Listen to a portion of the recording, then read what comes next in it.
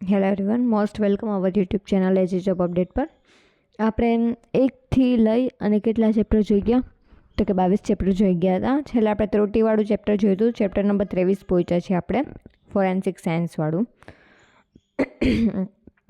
10 question 10 marks, બહુ જ important chapter છે આપણા બધા માટે. અહીંયાથી ક્વેશ્ચન વધારે પૂછાઈ શકાય એવી આશા છે. એકદમ બાયોલોજી જેવું ચેપ્ટર છે. કથાની જેમ સાંભળો, મજા જ આવી રાખે. ઠીક છે? કેવી ચાલે તૈયારી? બધાની બહુ સારી ચાલતી હશે. સોમથી એક્ઝામની ડેટ આવી ગઈ છે. બધા હર્ષો ઉલ્લાસમાં આવી ગયા છો કે 2 વખત એક્ઝામ કેન્સલ થયા પછી ત્રીજી વખત જ્યારે એક્ઝામ આવે ત્યારે એમની જે ખુશી હોય છે એકદમ અનેરી, એવી જ ખુશી હશે તમારા બધાની. ચલો આપણે ચાલુ કરીએ. ફોરેન્સિક વિજ્ઞાનનો પરિચય, ઇન્ટ્રોડક્શન ટુ ફોરેન્સિક સાયન્સ. ચલો, એમનો અર્થ એટલે કે મિનિંગ જોઈએ તો કે ફોરેન્સિક શબ્દ એ લેટિન ભાષા અથવા લેટિન શબ્દ ફોરેન્સિસ ઉપરથી આવ્યો છે. તેનો અર્થ શું છે? અદાલત સાથે સંબંધિત. એટલે કે ફોરેન્સિક વિજ્ઞાન એવું વિજ્ઞાન છે જે અપરાધોને ઉકેલવા માટે વૈજ્ઞાનિક પદ્ધતિઓ અને તકનીકોનો ઉપયોગ કરે છે. હવે તો કે આપણે અન્ય શબ્દમાં કેવું હોય તો કે ફોરેન્સિક સાયન્સ એટલે શું? તો કે અદાલત સંબંધિત જેટલી પણ વસ્તુ બધી છે કાયદા કાનૂનને લગતી, કે કોઈ અપરાધ કરેલો છે, કોઈનું ખૂન કરી નાખ્યું, કોઈનું મર્ડર કરી નાખ્યું, કોઈ પણ ઘરમાં આગ લગાડી દીધી, કોઈ પણ પાક બળી ગયો, કોઈ પણ વ્યક્તિને માનહાનિ અથવા તો જાનની ઈજા થાય એ બધું કરવામાં આવ્યું, કે જ્યાં શોધખોળ કરવા માટે થાય અને વૈજ્ઞાનિક તકનીકોનો ઉપયોગ કરવામાં આવતો હોય તો તેનું નામ શું આપવામાં આવ્યું? ફોરેન્સિક. ખાસ યાદ રાખજો, ફોરેન્સિક શબ્દ ક્યાંનો છે? લેટિન ભાષાનો શબ્દ છે. ફોરેન્સિક નામનો મિનિંગ શું થાય લેટિન ભાષામાં? અદાલત સંબંધિત. અન્ય ભાષામાં આપણે કઈ અન્ય શબ્દમાં અન્ય ભાષામાં તો ન કહી શકીએ ને, ગુજરાતીમાં જ આપણે કહી શકીએ. ફોરેન્સિક વિજ્ઞાન એ અપરાધ સ્થળ પરથી મળેલા પુરાવાઓનું વૈજ્ઞાનિક વિશ્લેષણ કરીને ન્યાયિક પ્રક્રિયામાં મદદરૂપ થતું વિજ્ઞાન છે. વ્યાખ્યા જોઈએ આપણે. Forensic science is the application of scientific knowledge and methodology to criminal and civil law that are enforced by police agencies in a criminal justice system. અર્થાત આપણે આપણી દેશી ભાષામાં કહીએ તો કે ફોરેન્સિક વિજ્ઞાન એ અપરાધ અને નાગરિક કાયદાઓના ઉલ્લંઘનના કેસોમાં વૈજ્ઞાનિક જ્ઞાન અને પદ્ધતિઓનો ઉપયોગ છે. ઠીક છે? તેના મુખ્ય હેતુ આપણે જોઈએ, મેઇન ઓબ્જેક્ટ, તો કે અપરાધ સ્થળ ઉપરથી પુરાવા એકત્રિત કરવા, પછી પુરાવાનું વૈજ્ઞાનિક વિશ્લેષણ કરવું, પછી અપરાધીની ઓળખ કરવી, પછી અપરાધ કેવી રીતે અને ક્યારે થયો તે શોધવાનું, ન્યાયિક તંત્રને વૈજ્ઞાનિક આધાર આપવો. પછી જોઈએ ફોરેન્સિક વિજ્ઞાનની મુખ્ય શાખાઓ, તો કે પહેલી જોઈએ જીવ વિજ્ઞાન એટલે કે બાયોલોજી શાખા, ફોરેન્સિક બાયોલોજી. તો કે ફોરેન્સિક બાયોલોજીનું કામ શું છે? તો કે લોહી છે, વાળ છે, હાડકાં છે, ત્વચા છે, નખ, ડીએનએ વગેરેના પરીક્ષણ માટે ડીએનએ ફિંગરપ્રિન્ટિંગ દ્વારા વ્યક્તિની ઓળખ થાય છે. ફોરેન્સિક કેમિસ્ટ્રી, તો કે દવાઓ, ઝેરી વિસ્ફોટકો પદાર્થો, રંગ, કાચ, ધાતુ વગેરેના રાસાયણિક વિશ્લેષણ માટે અને ટોક્સિકોલોજી ટેસ્ટ અહીં મહત્ત્વના હોય છે. આપણું કેમિસ્ટ્રીવાળું આવ્યું છોકરાઓ. દવા, ઝેર, વિસ્ફોટક પદાર્થ, રંગ, કાચ, ધાતુ વગેરેના રાસાયણિક વિશ્લેષણમાં આપણે ઉપયોગી છે અને ટોક્સિકોલોજી ટેસ્ટ જે છે એ અહીંયા મહત્ત્વના છે. પછી ફોરેન્સિક ફિઝિક્સ, તો કે ગોળી, હથિયાર, પ્રોજેક્ટાઇલ, કાચના નાના નાના ટુકડાઓ, વાહન અકસ્માત વગેરેની તપાસ માટે ઉપયોગી છે. અને બેલિસ્ટિક્સ એટલે કે અસ્ત્ર વિજ્ઞાન તેમાં આવતું હોય છે. પછી તો કે ફોરેન્સિક ટોક્સિકોલોજી, તો કે ઝેરી પદાર્થોનું માનવ શરીર પર પ્રમાણ અને ઓળખ માટે મરણ કે બેભાન થવાનું કારણ શોધવું, બધામાં ફોરેન્સિક ટોક્સિકોલોજી કામમાં આવે છે. પછી ડિજિટલ એન્ડ સાયબર ફોરેન્સિક, તો કે કમ્પ્યુટર, મોબાઈલ, ડિજિટલ ઉપરથી જ ખબર પડી જાય ને યાર, ડિજિટલ એટલે કે આ બધી વસ્તુ જ આવતી હશે. કમ્પ્યુટર છે, મોબાઈલ છે, લેપટોપ છે, પછી પ્રોજેક્ટર છે, ઈમેલ છે, સોશિયલ મીડિયા, હેકિંગ વગેરેના પુરાવાની તપાસ કરવી. પછી છે ફોરેન્સિક એન્થ્રોપોલોજી, તો કે માનવના હાડકાં દ્વારા લિંગ, વય, જાતિ અને મૃત્યુનું કારણ શોધવું. પછી ફોરેન્સિક ઓડોન્ટોલોજી એટલે કે ડેન્ટલ ફોરેન્સિક્સ, તો કે દાંતના નિશાન દ્વારા વ્યક્તિની ઓળખ કરવી. તમે બધા કહેશો મેડમ આ તો કંઈક નવું હોય, દાંતના ઓળખ દ્વારા અમને ખુદના દાંતોનો કંઈ નિશાન હોય તમને ખબર નથી પડતી એટલે આ આપણો દાંત છે, હે ને? કંઈ વાંધો નહીં, હવે આપણને બધી ખબર પડવા માંડશે. પછી જોઈએ ફોરેન્સિક સાયકોલોજી અથવા તો સાયકેટ્રી તો કે અપરાધીના માનસિક સ્વભાવ અને મનોદશાનો અભ્યાસ કરવો, અપરાધ સમયે વ્યક્તિ માનસિક રીતે સ્વસ્થ હતો કે નહીં તે નિર્ધારિત કરવું. પછી છે ક્વેશ્ચનાઇઝ ડોક્યુમેન્ટ એક્ઝામિનેશન તો કે સહી, હસ્તલિખિત, છાપા, નોટો, પાસપોર્ટ વગેરેની ખોટી નકલો શોધવી. મહત્વપૂર્ણ સાધન અને તેની તકનિક જોઈએ તો પહેલું છે માઇક્રોસ્કોપી. આપણે માઇક્રોસ્કોપ જોયું છે ને? હા, માઇક્રોસ્કોપી તો કે સૂક્ષ્મ પુરાવા માટે ઉપયોગી છે. સ્પેક્ટ્રોસ્કોપી ઉપર તો એને કંઈ હવે અમે કેટલા ચેપ્ટર ભળી ગયા ને તમે લોકો હવે રેડીને પૂછો સ્પેક્ટ્રોસ્કોપી, હદ છે ને. પછી તો કે રાસાયણિક વિશ્લેષણ માટે. પછી ક્રોમેટોગ્રાફી, અરે ભાઈ રેડીને અમને બીજો ભાઈ યાદ આવ્યો તો કે દ્રાવણ અને તેના ઝેરના નિર્ધારણ માટે. 1 મિનિટ આપણે કંઈક યાદ કરીએ. ક્રોમેટોગ્રામમાં 2 કંઈક ફેઝ આવતા હતા. એક કંઈક સ્ટેશનરી ફેઝ હતો, એક મોબાઈલ ફેઝ હતો. સ્ટેશનરી ફેઝ પોતે સ્થિર અવસ્થામાં, મોબાઈલ ફેઝ ગતિ કરે. પેપર ક્રોમેટોગ્રાફી આપણે જોઈ હતી, એમાં સેલ્યુલોઝનું આપણે પેપર લેતા હતા. એ કયું હતું? મોબાઈલ ફેઝ હતો કે સ્ટેશનરી ફેઝ હતો? ચલો કમેન્ટ કરીને તમારે બધાએ મને જણાવવાનું છે, ઠીક છે. પછી છે ફિંગરપ્રિન્ટ એનાલિસિસ તો કે વ્યક્તિની ઓળખ માટે. હા, એને અમને ખબર જ છે, આપણા આધાર અમે બધાએ કઢાવી લીધું છે. પછી ડીએનએ પ્રોફાઇલિંગ તો કે સૌથી વિશ્વસનીય ઓળખ પદ્ધતિ. મને લાગે થોડાક ટાઈમમાં આવું આવશે. પોતાની ડીએનએની ઓળખ માટે એક કોપી તમારે ગવર્મેન્ટને દેવાની, હે કે નહીં? ફિંગરપ્રિન્ટની જેમ આધાર કાર્ડમાં ડીએનએની કોપી થોડી મેચ હોય. પછી છે બેલિસ્ટિક ટેસ્ટ તો કે ગોળી કે હથિયારની તપાસ કરવા માટે. પછી છે પોલીગ્રાફ ટેસ્ટ એટલે કે લાય ડિટેક્ટર તો કે સત્યતાની તપાસ માટે ઉપયોગી છે. એ શું હોય મને નથી ખબર, મને ના પૂછતા પ્લીઝ. પછી છે ઓટોપેસી એટલે કે મૃત્યુનું વૈજ્ઞાનિક કારણ શોધવા માટે સૌ પરીક્ષણ. આપણે ઓલું સીઆઈડીમાં ખબર હોય તનિષ્કા જ નામ હતી ને, શું નામ હતી? કરલી હેરવાળી. હા, એ આવતી ખબર, આમ કંઈ નામ સ્ટાઇલિશ ફોર્મમાં પોતે એમ કાઢતી ઓલા આખું સૌ હોય એને એવું.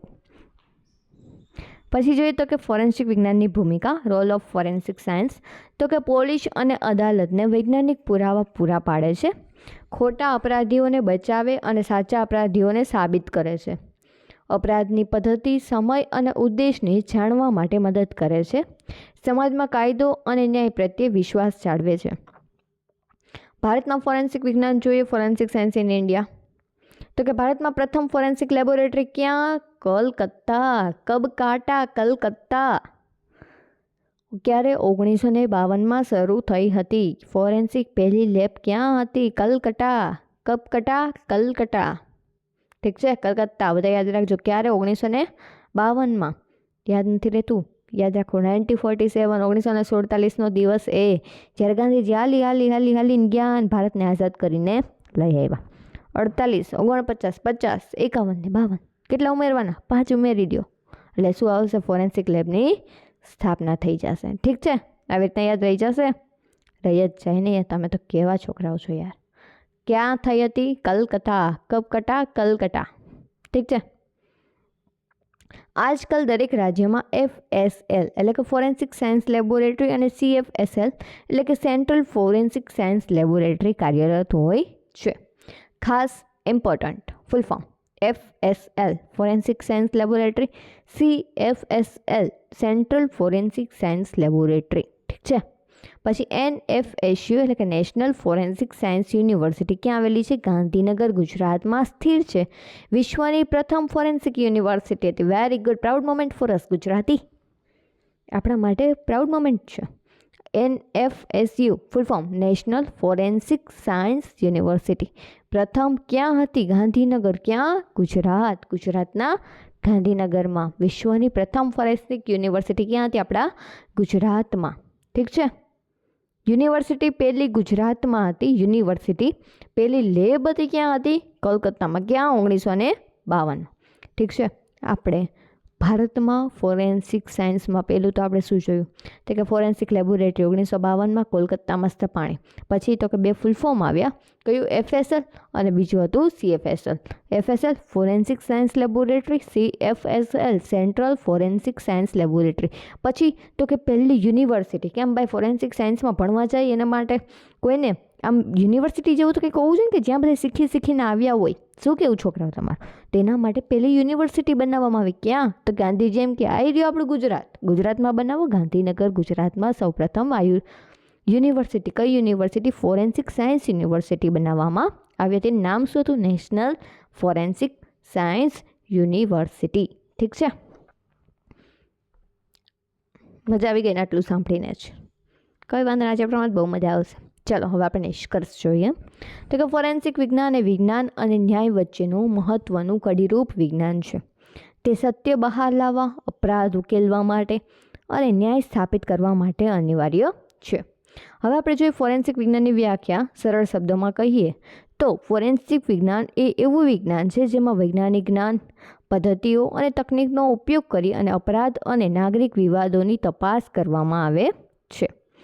એ તો અમને ખબર જ છે ને કંઈ. પછી વૈજ્ઞાનિક વ્યાખ્યા. તો કે forensic science is the application of scientific knowledge and methodology to criminal and civil laws that are enforced by police against in a criminal justice system.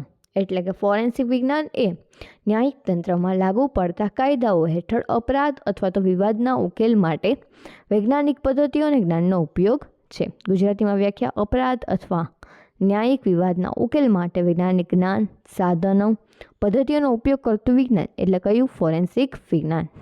Forensic વિજ્ઞાનનો અવકાશ એટલે જોઈએ સ્કોપ ઓફ ફોરેન્સિક સાયન્સ. તો કે forensic વિજ્ઞાનનો અવકાશ ખૂબ વિશાળ છે.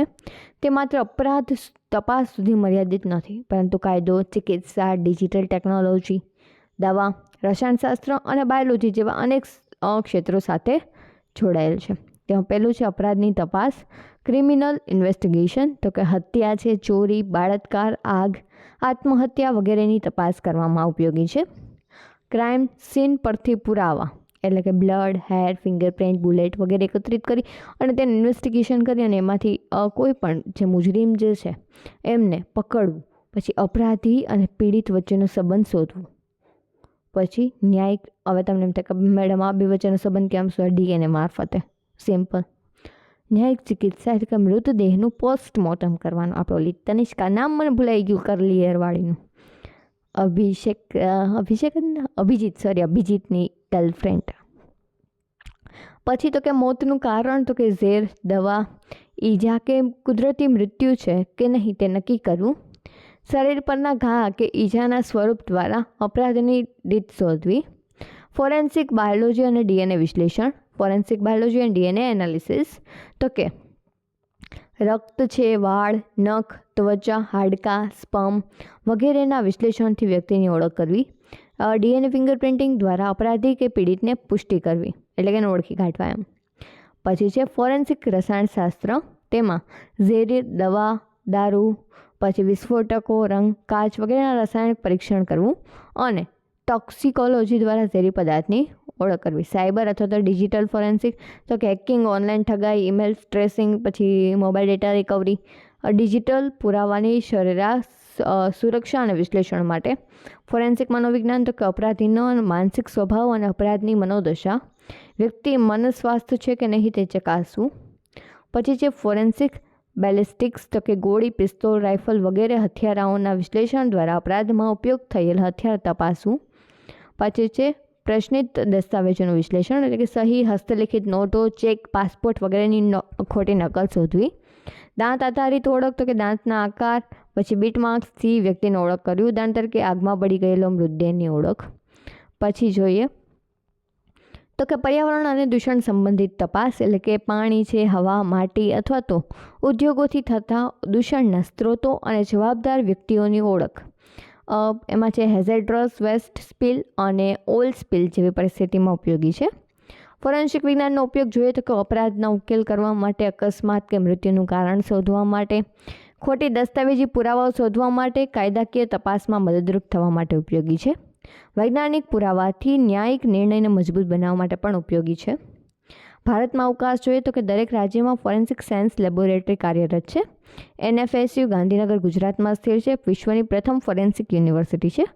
ફોરેન્સિક વિજ્ઞાનમાં કરિયર ઓપોર્ચ્યુનિટી જોઈએ તો ફોરેન્સિક એક્સપર્ટ હોય છે, પછી ક્રાઇમ સીન ઇન્વેસ્ટિગેટર હોય છે, DNA એનાલિટિક હોય છે, પછી ટોક્સિકોલોજિસ્ટ હોય છે, સાયબર ફોરેન્સિક ઓફિસર હોય છે, ડોક્યુમેન્ટ એક્ઝામિનર હોય છે અને ફોરેન્સિક સાયકોલોજિસ્ટ હોય છે. ફોરેન્સિક વિજ્ઞાન એ ન્યાય અને વિજ્ઞાન વચ્ચેનો સેતુ છે. તે સમાજમાં સત્ય, ન્યાય અને સુરક્ષા સ્થાપિત કરવા માટે અતિ આવશ્યક છે. તેનો અવકાશ સતત વધતો જાય છે, કારણ કે દરેક ક્ષેત્રમાં વૈજ્ઞાનિક પુરાવાની જરૂરિયાત વધતી રહે છે. આપણે આટલું ભણીએ અને એમાંથી 3 થી 4 ક્વેશ્ચન આવી જશે આરામથી. કેમ? તો કે ઉદાહરણ આપેલા હશે તે કયું ફોરેન્સિકનું ઉદાહરણ છે, બહુ ઇઝીલી તમે આન્સર આપી શકો. કે ક્રોમેટોગ્રાફી છે, પછી સ્પેક્ટ્રોસ્કોપી વગેરે ઉદાહરણ કેમાં આવશે? તો કે રસાયણ ફોરેન્સિક્સ વિજ્ઞાનમાં આવશે.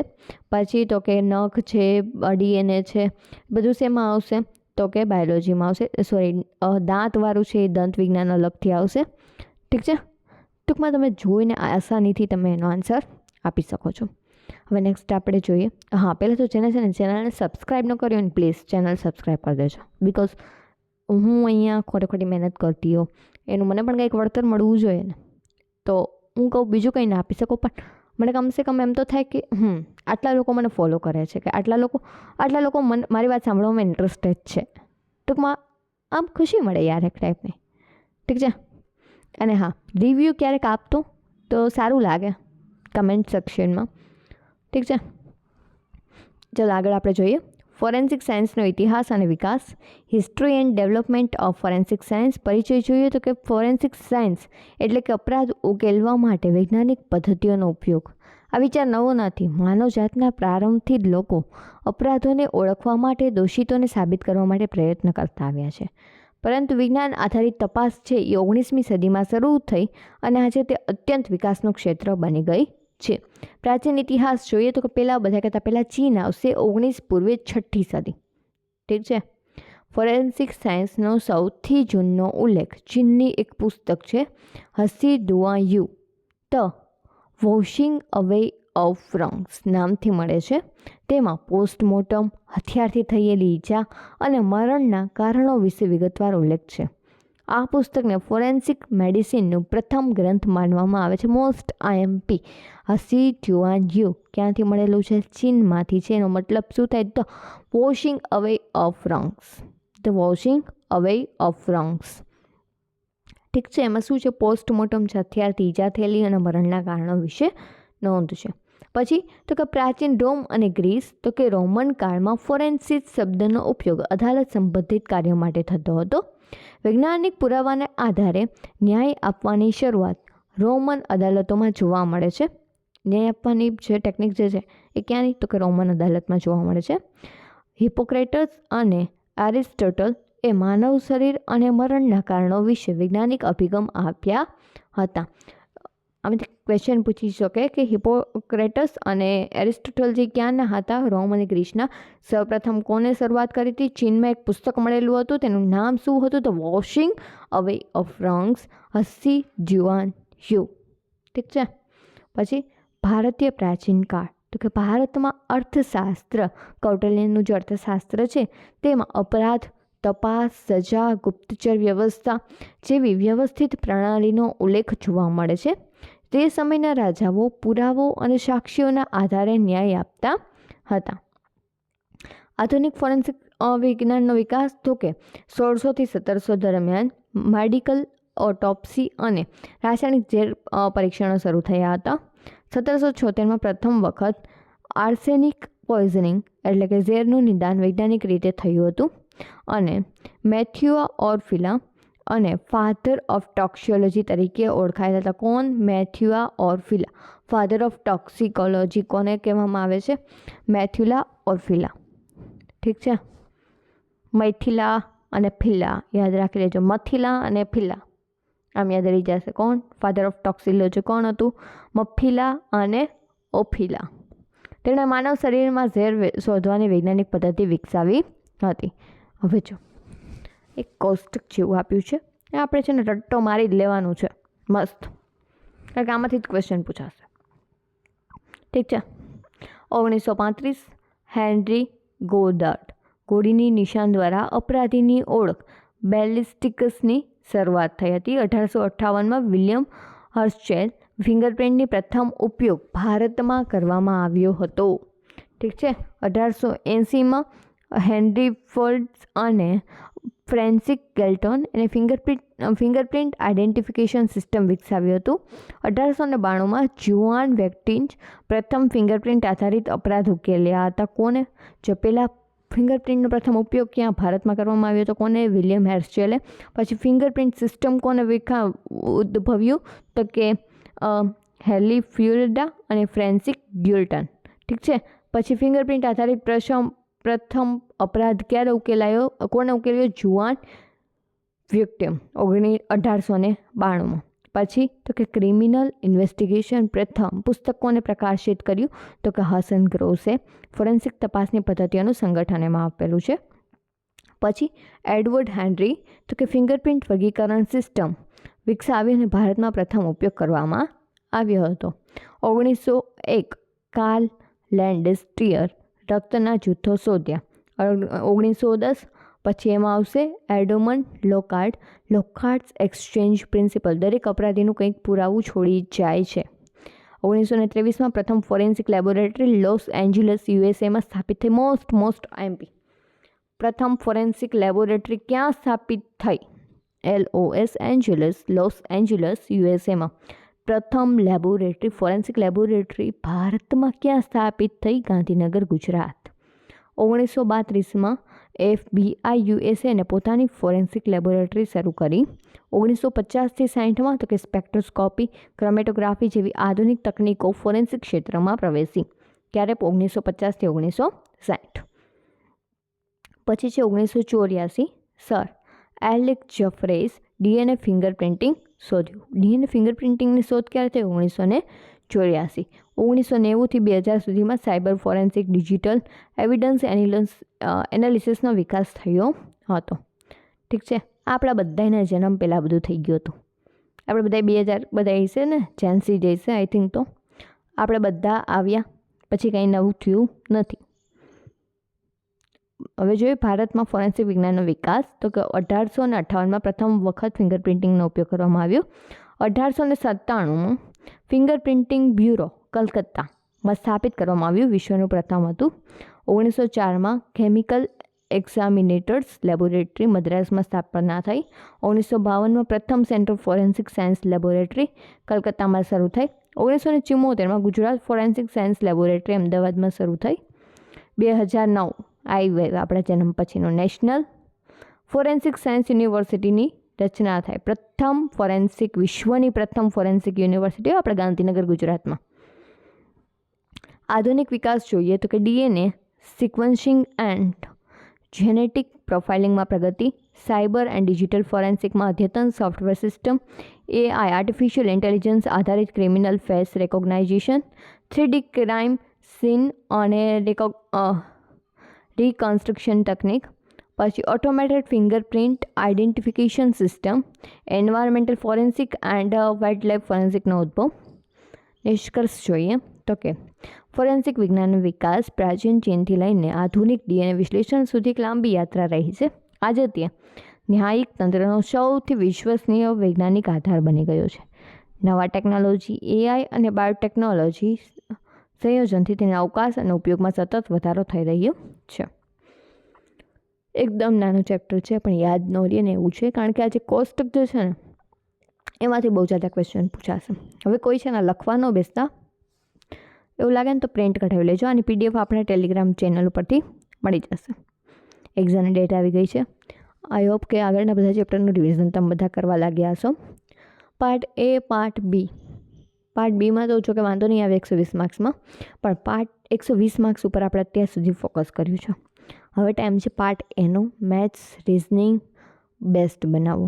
પોલિટીમાંથી 10 માર્ક્સનું પોલિટી પૂછાય છે, તો આપણી એવી ટ્રાય રહેવી જોઈએ કે 8 ઉપર તો આવવા જ જોઈએ.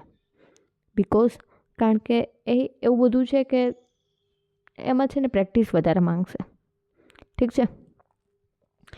જો પહેલેથી તમે કોઈ ગવર્મેન્ટની પ્રિપરેશન કરતા હોય તો એના માટે છે ને એક્ઝામ ક્લિયર કરવી બહુ ઇઝી પડશે, કારણ કે એમને પાર્ટ A આખો રેડી હશે, મેથ્સ ને રિઝનિંગ. આપણે આગળના બધા પેપર જોયા, હાર્ડ પૂછાય છે ક્યાંથી? મેથ્સ રિઝનિંગમાંથી જ પૂછાય છે.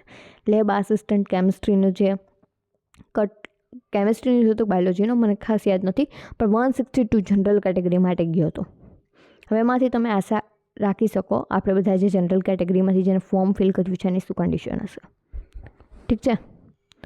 તમારો અત્યારનો ટાર્ગેટ 180 ઉપરનો આરામથી હોવો જોઈએ. તો તમારી એક્ઝામ ક્લિયર થવાના ચાન્સીસ છે. 1 વર્ષથી 75% છોકરાઓ તૈયારી કરે છે આની, ગાંડા થઈ ગયા છે એમ પણ કહી શકીએ. એ લોકોને આમાંથી તમે ગમે એ ક્વેશ્ચન પૂછો, રટ્ટો મારેલો હશે. સમજાય? આપણે યાદ નથી રાખવાનું. હું એમ નથી કહેતી કે આ બધું તમે ઈસવીસન ને બધું તમને યાદ હોવું જ જોઈએ, પણ આ બધું વાંચવાનું ત્યારે એક્ઝામની છે ને 4-5 દિવસની વાર હોય ને ત્યારથી તમે રટ્ટો મારવાનું ચાલુ કરવાનું. મસ્ત દરરોજ 2-3 વાર વાંચવાનું, 2-3 વાર વાંચવાનું. ત્યાં જઈને તમને લાઇટ તો એટલીસ્ટ થશે. આમ આંખની સામે છે ને આમ ઇમેજ આવશે કે બીજાના બધા પેજમાં છેલ્લેથી ચોથી લીટીમાં આવું કંઈક લખેલું હતું ને ત્યારે નામ કંઈક આવું હતું. તારા જ લાઇટ થાય. મહેનત બોલે, બીજું કંઈ બોલે કે ના બોલે, મહેનત બોલે. લાસ્ટ ઓપોર્ચ્યુનિટી હોય તો પણ આપણને આ ખબર નથી, કારણ કે હવે આમાં DMLT માંગી શકશે. હવે ક્યારે ભરતી આવશે, ભરતીનું કેલેન્ડર બહાર આવી ગયું, તમે જોઈ લીધું હશે. શોર્ટ ટર્મ સુધી આની ભરતી બોલતા નથી. તમારા ઉપર છે દિવાળી તમારે કેવી રીતના સેલિબ્રેટ કરવી, ખુદ માટે કરવી કે આપણી લાઈફ માટે થઈને કરવી. 1 મહિનો વાંચો, આખી જિંદગી શાંતિથી જશે. 1 મહિનો મોજ મસ્તી કરો, દિવાળી સેલિબ્રેટ કરો, આખી જિંદગી મજૂરી કરો. ઠીક છે? મજૂરી ના કરો તો કંઈ નહીં, હજી 2 વર્ષ નહીં, હું કહું બહુ જલ્દી મળી જાય. હું તો હંમેશા પોઝિટિવ જ વિચારું છું કે ચલો 6 મહિના પણ તમારે વધારે પ્રિપરેશન કરવી પડે, પણ સિલેબસ આખો ચેન્જ હશે. કારણ કે આ એક્ઝામ લેવાઈ ગઈ હશે, તમે બીજી કોઈ એક્ઝામનું સિલેબસ ગોતતા હશો, લખતા હશો, વળી પાછો પહેલેથી એકડો ખૂટવો એવું થશે. કેટલી વાર લાગશે? થઈ જશે? નહીં થાય. ઠીક છે? PDF માટે આપણે ટેલિગ્રામ ચેનલ જોઈન કરી લેજો. બીજું કંઈ કરો કે ન કરો, લાઇક શેર ને સબસ્ક્રાઈબ કરી દેજો પ્લીઝ. તમારા ફ્રેન્ડ સાથે તમે એને શેર કરજો વિડીયોને બને એટલો જલ્દી. એન્ડ MCQ છે એ હું થોડાક ટેલિગ્રામ પર મૂકીશ, તમે ત્યાં આન્સર ટિક કરવાનું ટ્રાય કરજો. ઠીક છે? લેક્ચર જોઈને તમને એમને કેટલું યાદ રહે છે વાંચ્યા વગર, સેલ્ફ પ્રેક્ટિસ વગર, એ પણ તમે જોઈ શકશો. ઠીક છે? Hope we meet in next lecture.